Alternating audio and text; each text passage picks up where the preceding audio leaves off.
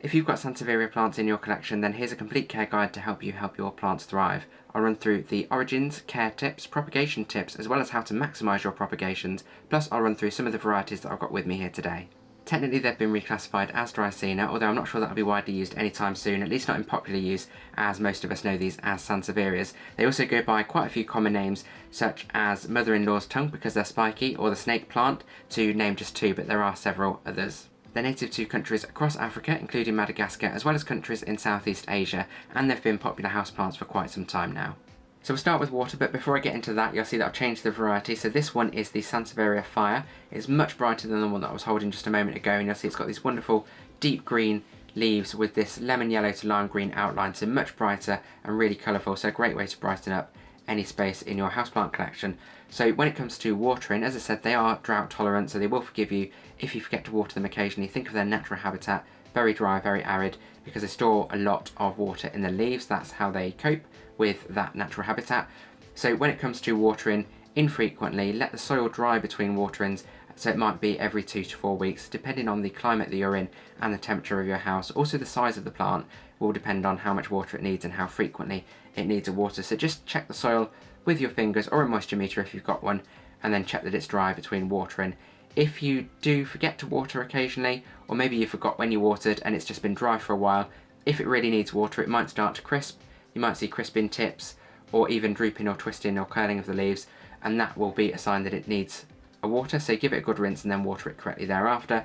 If you overwater it, this is what these are prone to, so they don't like being overwatered. Much like other succulent plants, they can start to rot, so you might see that the leaves turn yellow and go mushy, which is quite standard for any plant that doesn't like overwatering. Just look out for those symptoms, and then just make sure that you let the soil dry out and then water it correctly thereafter. So moving on to soil and a new variety of honey, and you can see this one's much smaller compared to the one that I was just holding, but just as bright. So this one is a honey, or a type of Sansevieria honey, as you can get these in different colours as well, but they are much more compact and smaller, as you can see. So this one is a golden honey, and it's got these wonderful deep green leaves with this cream to white variegation, and some of the leaves even have some white stripes down them as well. So when it comes to the soil, if we think about what we've spoke about with the watering, they don't like to be overwatered or sit in damp soil, so they need really good free draining soil with maybe a slightly looser texture as well. So you can use things like perlite, grit, wood chip, bark chips, those sorts of things to really break up the texture of the soil and make sure that it's free draining. You can use similar mixtures that you might use for cacti or succulents. If the soil gets old and starts to compact, that's a good opportunity to then repot it up with some of that looser mix around the plant, and then you should be able to keep the plant happy and avoid overwatering it. So before we go into lighting, you'll see that I've changed the variety again, and this one is much larger than the little one that I was just holding. So this is the Sansevieria zelanica, a much more common variety of Sansevieria, so you'll find this in most plant stores or online in many places that sell plants. You'll see that it's got a completely different aesthetic to the other ones that I've shown you so far, in that the leaves are much more upright, they've got no variegation, so a solid green with almost a mottled deeper green pattern down them as well. And while the leaves do grow from central crowns, when there are lots in the pot like this one, you'll see the leaves are much slimmer and much more upright as well. So this one is very, very striking compared to the others. So when it comes to lighting, these are really easy to care for and quite versatile as well. Their optimal position is somewhere with bright indirect light. However, they are low light tolerable as well. So if you've got a spot that doesn't get that much light, then these will adapt to that and they'll be just fine. They might just grow a little bit more slowly than they would if they were getting brighter lighting conditions. Just avoid direct sunlight, which can burn the leaves, as it can with most houseplants. So as long as your room has a window that gets some natural light, the Sansevieria should be pretty happy wherever you put it in the room. Now moving on to temperature and humidity, which I've grouped together as they really don't require a lot, so this will be a quick section, but I have changed the variety of Sansevieria that I've got. So this one, as you'll see, is much brighter than the other varieties. This is the Sansevieria Moonshine, and you can see it's got these wonderful light lime green leaves, solid colour, no patterning like the other varieties, and the leaves also, as they grow taller, they grow incredibly wide as well, very broad leaves, showing off that colour. So unlike the Zelanica, which has the tall, slim leaves, these ones are maybe 2 to 3 times as wide, so really broad leaves.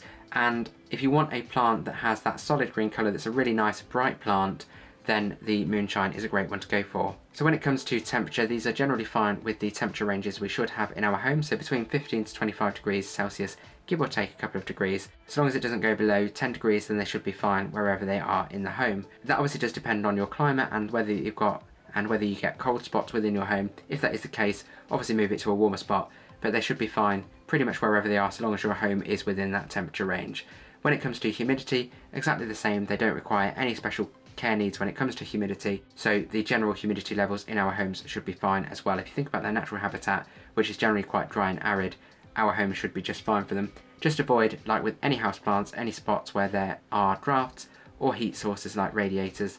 Now on to fertilising, the last section of the care guide, and I've also changed the variety of Sansevieria, so you'll see this one's quite a bit different from the varieties that I had earlier. So unlike the broadleaf varieties, this one is a cylindrical leaf variety, so the leaves start with a very thick base and then taper out to these points. There's quite a few plants in here as well, so you've got these points coming off in all different directions as they fan out from the plants.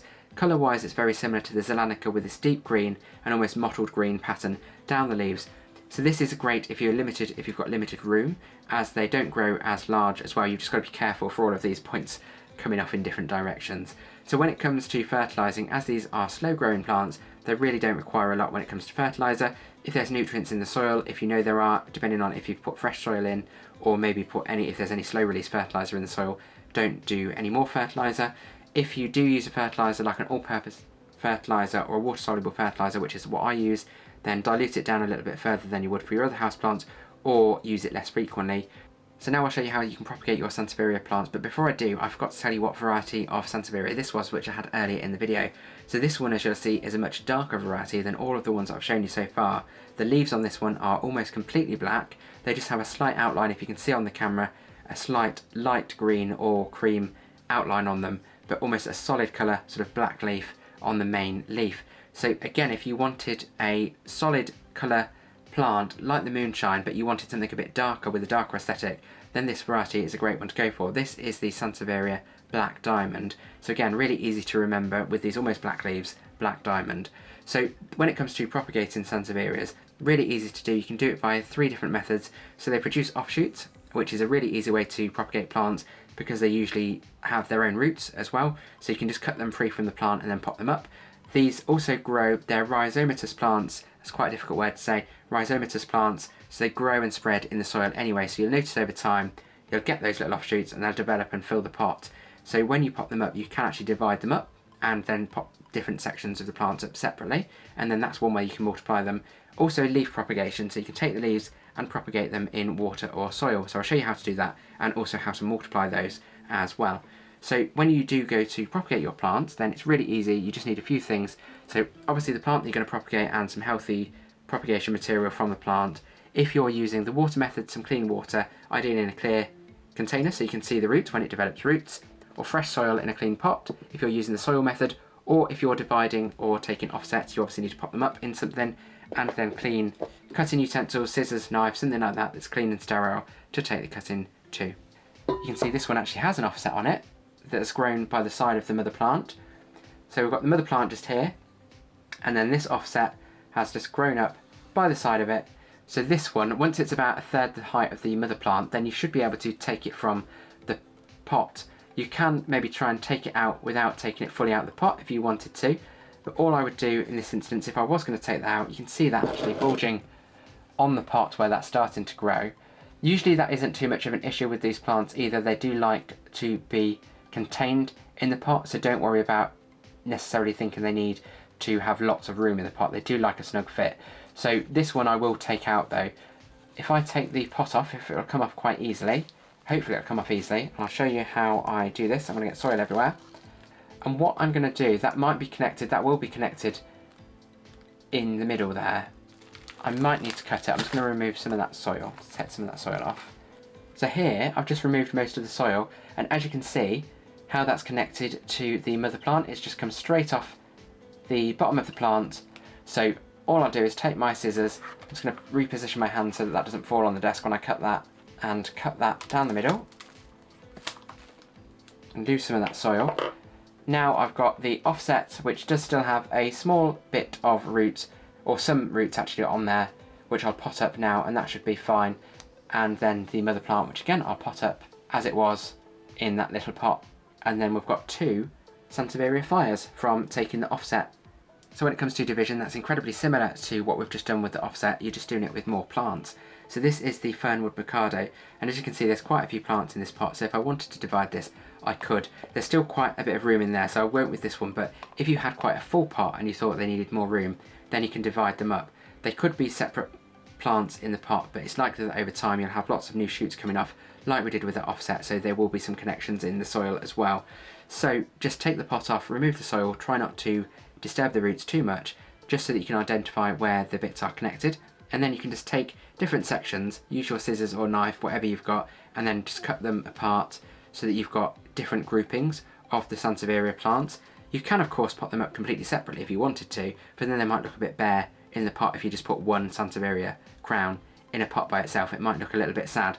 So you can, for fuller looking plants, take groupings of them and then pot them up in new pots, and then you've multiplied the different pots of Sansevierias that you've got, and hopefully with the room to grow as well, they'll be happier because they'll start to grow more and start to spark off more of those shoots. So when we're taking leaf propagations, it's really easy with these. It's a bit different from normal houseplants where you might have the leaf with the petiole, you take the leaf off, put it in water or soil.